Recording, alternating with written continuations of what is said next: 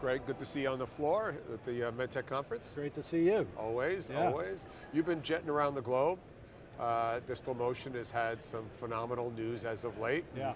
You're making some good headway. Fill us in. Yeah, so last week we've got our third indication approved in the United States, so our 510K for hysterectomy, which is an umbrella procedure, so it gets us hysterectomy plus 6 other indications in the US, so our first go forward in women's health. So we're really, really excited about that, obviously continuing our journey in providing access. And along with that approval, we got an upgrade to our robot. So brings a lot of different features, improved instrument performance, really a nice usability. So again, trying to bring ease of use into the surgery. So case setup gets easier. The types of cases that we'll be able to do long term with U.S. patient population gets more in depth. We've brought scaling and other features, so we're really excited about both. As we start to build momentum in the U.S. ASC market. So as you had forecasted and the market seemed to be trending, ASCs continue to be sites of care that, from a percentage growth perspective, seem like fertile ground. Yeah. A couple macro trends and trends that we've seen, through my experiences in orthopedics. I mean, I think if you talk to an orthopedic surgeon today, 10 years ago, they would have never imagined doing total knees and total hips in the ASC setting, where now the majority of those are being done. And we really are starting to see that movement in soft tissue, especially these low acuity, so inguinal hernia, cholecystectomy, hysterectomy, these low acuity, high volume procedures, starting to move those service lines out of the main tower into alternative sites of care. The real limiter has been the ability to put a robot there. And reimbursement as well, right? Those continue to trend in a positive direction for ASCs as well. Yeah, we're seeing really, especially on the commercial pay side, I mean, we know even in the toughest CMS environment, we can allow an ASC owner or a surgeon to be profitable in that setting. But obviously from a commercial pay perspective, we really feel like there's significant opportunity, not only to provide world-class surgery, but also to allow the economics work for those stakeholders. So we're seeing great trends there. And when you think about economics, you think about case volume, efficiencies, and a system that does a really solid, good job that gives great patient outcomes. That sets up well for Dexter, doesn't it? Yeah, I mean, again, we've talked about this, but things that we've learned, the form factor can be a limiter. Just, an ASC doesn't have the opportunity to have a room beholden to a robot, the ability to move it, to put it into a standard storage area, but also it goes into electrical requirements. You can plug a Dexter into a power strip, a standard power strip. Because the surgeon's connected to the field, now you don't potentially need a first assist or physician's assistant in that case.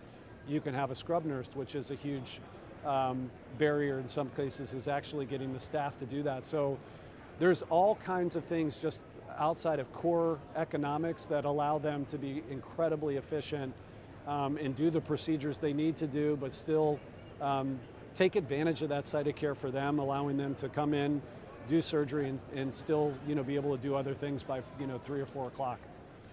And you've stood up a really good commercial team. You're off selling systems in the US as well. Yep. You had the European market rolling previous to this, but US is also ramping right now as well, right? Yeah, so we had our highest procedural month in September.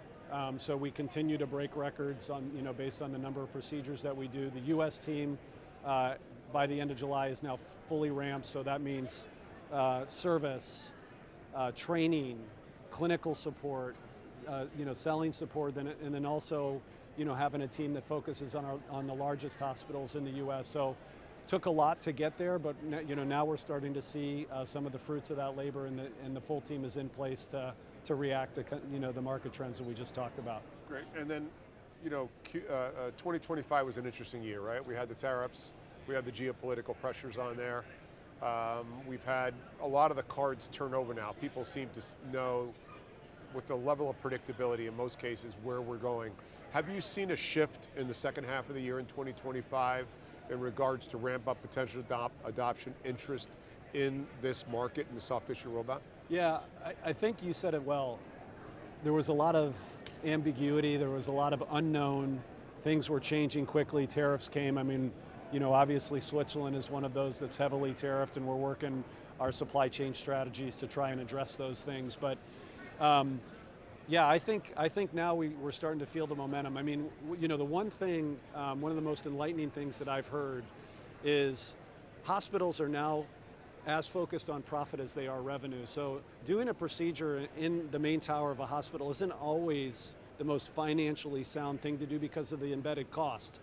Moving it out, even though reimbursement may be lower, frees them up to really benefit from profit. So I see this shift, this mindset, and the hospital's now focused on accommodating that high acuity surgery, being prepared for the things that have come in the past. It's a lot of preparation, but yeah, I really feel like there's a nice churn and momentum happening in the back half of the year. We expect a really nice fourth quarter in the U.S. market. And then, you've sat in this seat now for how long? How many years you've been here now? Yeah, 2 years. 2 years. Yeah. So what was the biggest, I wouldn't call it surprise, but what was the biggest lesson you learned in year two? Whether it's in the market, in the category, at the point of sale, or site of care. What would you share with the industry, to your peers? Yeah. Well, look, the one thing from us is there's a true access need. I think we assumed, but now, talking to hundreds of customers, we've really, for us, solidified that the strategy is right. There's been multiple barriers around this soft tissue robotic platforms, for all different kinds of reasons, and helping providers, helping surgeons unlock that is a tremendous value add. So that was our assumption. I think our learnings have shown that. I think the other learning that I've had is the provider, the payer, and the physician all need help to move these surgeries. So it's not only, robotics is here to stay. I think everyone agrees with that. There's all kinds of great technology coming into the market in all types of specialties, but they need help. To have access to that particular tool.